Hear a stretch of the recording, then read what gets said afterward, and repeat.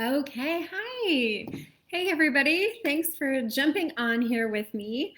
My name is Gretchen Huijskens, and I am one of the four founders and the CEO of Trades of Hope. So it has been a busy day here at Trades of Hope, a busy week, the beginning of a busy season, and that is always really fun. We have a great time with that. This morning, we are putting finishing touches on our new 2022 spring line that is due to release in January.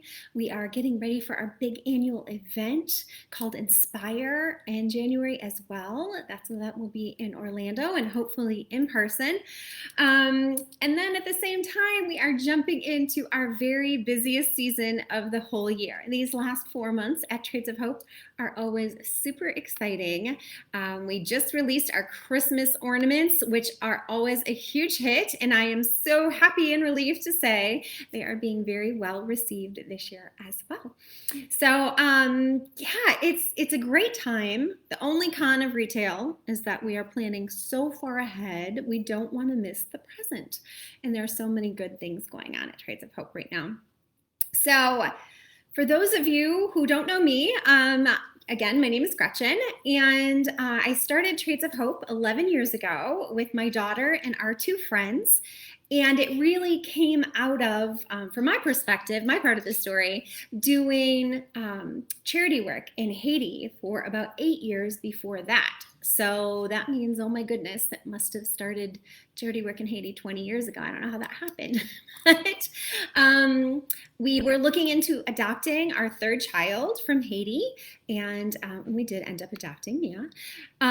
But during that process, I learned that a lot of things, some of them are not so great, some of them awesome, but one of the things is that orphans in Haiti typically are not what I would have thought would be the true definition of an orphan. They have mothers, they have fathers. If not that, they have people, other women in their lives, their grandmothers, their aunts, who would love to take care of them, who would love to raise them, but due to such extreme poverty, that just can't happen. And so, so many of these women around the world, and of course in Haiti too, make extremely hard choices to give up their children to essentially save their lives and offer them hope in their future. And so we did run an orphanage and a school and a medical clinic in Haiti, thanks to my sister, who's a nurse practitioner, for 8 years. And then the earthquake happened in Haiti, and that gave us the chance to bring all of our kids from our orphanage. We had 28 kids to the United States on humanitarian parole, and they finished up their adoptions here in the United States and Canada. And so all of a sudden we had this clean slate, and it was my opportunity to jump into something that I had been really being called to, I thought. Microfinancing for women is what I thought it was going to be. I read a book by Muhammad Yunus called Banker to the Poor. It's an amazing book. If you are interested, I definitely recommend the read. It really is about the resilience of women and how when you give them a chance, an opportunity, they can rise to the equation. Because if there is, one person, type of person, group of people on this planet who are resilient and scrappy and can figure things out, it is impoverished mothers, because they know how to make things happen even in the worst of circumstances. And so I love the idea of microfinancing, and thought I would end up doing that after the earthquake. But then I started talking to my friends, we started brainstorming, and we kind of fell in love with this idea of helping women around the world be artisans, to give them opportunity to have jobs, to ideally have regular work that then they would be able to support their families, their children, make all their own dreams happen, because that's where we have seen, charity is an awesome thing. Charity is, sorry, I'm getting messages from Facebook and I don't know what this means. Too low FPS. I'm just going to ignore that and hope for the best here. Charity has its place, and it's great when we can show love to each other and support each other through giving, and that's wonderful.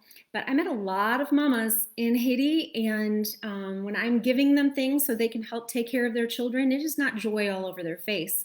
And it took me a while to understand why.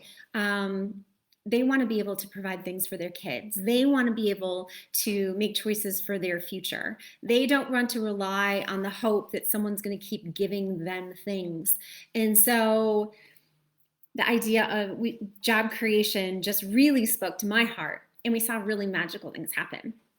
Along the way, we realized that through this model where there are, it's not just me or Elizabeth or a storefront or even an online presence, we can help, spread the news, the stories, the products, the beautiful handbags and jewelry and different things that we make. But we have this group of primarily women, a few awesome men, but primarily women all the way across the United States, who we call partners because they're really partners in business with our artisans in over 16 countries.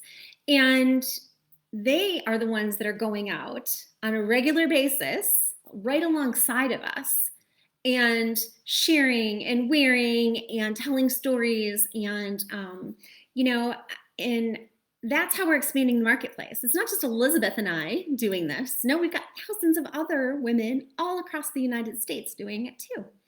And that is how we've been able to expand the vision, expand the mission. That is how, as more and more women come into Trades of Hope and say, yeah, I'm going to wear and share and sell and promote Trades of Hope products because I believe in them, I love them. I want to earn a bit from my family too, and I want artisans to earn along the way. And this is how we kind of all rise together, and it's been this beautiful thing. I love that Trades of Hope gives the opportunity to a lot of stay-at-home moms. We have women in all phases of life and seasons and experiences and backgrounds.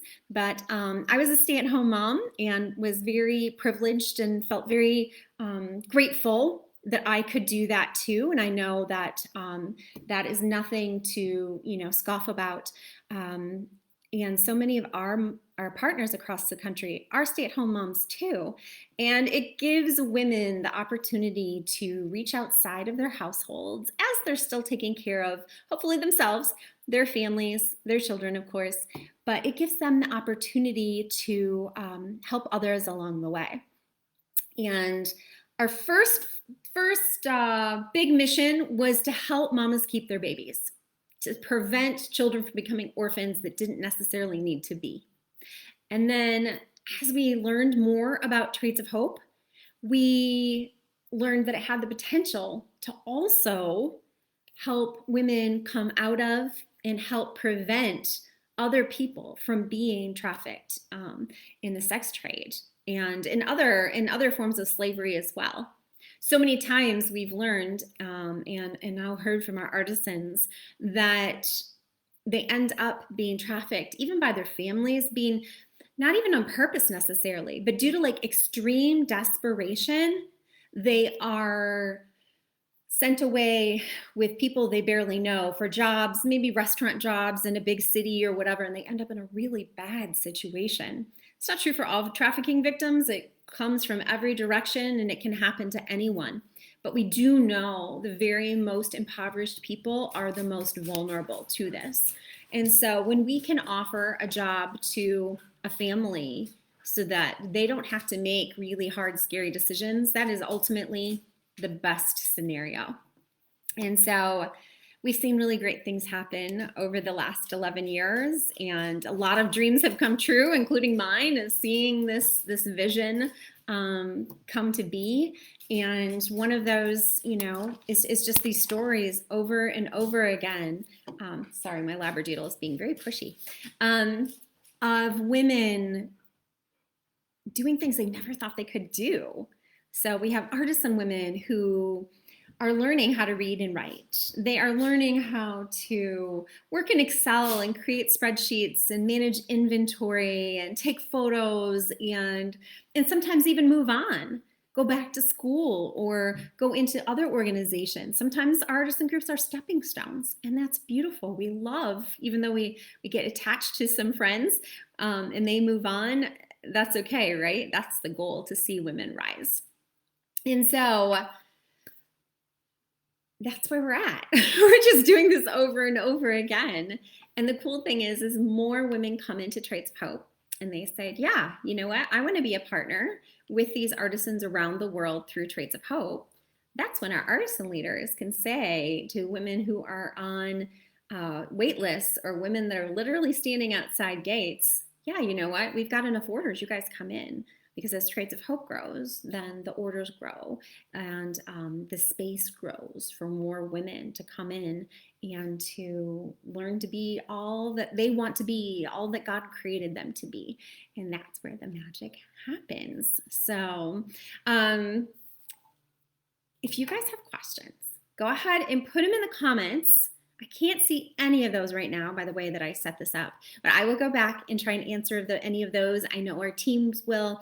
I know that the women who invited you to here today will do that as well. We have a couple different join packages for you guys. We have options. We never want Traits of Hope to be a burden on any families. We want it to only be a blessing to you and to your families. So we have different price point options. I also have the opportunity today for the next 48 hours, I almost got the number wrong, but 48 hours, to offer you free shipping on your join collection. So usually that's $6.95, and we're gonna go ahead and give you a coupon code. That coupon code is IMPACT. IMPACT, all caps, and that would give you free shipping on your collection as well that you should choose. So we actually have 3 different options for you at this point. So we get excited every time anyone joins Traits of Hope and wants to be a part of this journey with us. That's how the change happens. That's how the magic happens. And we just happen to fight poverty and human trafficking with beautiful things, with ethically made handbags and home decor, Christmas decor at the moment, jewelry, and scarves and all kinds of nice stuff. So it would be my greatest hope that you would join Traits of Hope, that you would say, yeah, you know what, I think this is going to be a good fit for me. You get to choose how much or how little you do during your time with Traits of Hope, and we hope that you love it. We hope that it blesses you and your family and everyone involved all along the way. So thanks so much for being on here with me today. Again, I would love to answer any more questions. I wish this could be a little more interactive, actually. We just haven't found a great way to do that yet. But I will go back and answer those, and hope to be welcoming you into Traits of Hope very soon. Thanks so much. Bye.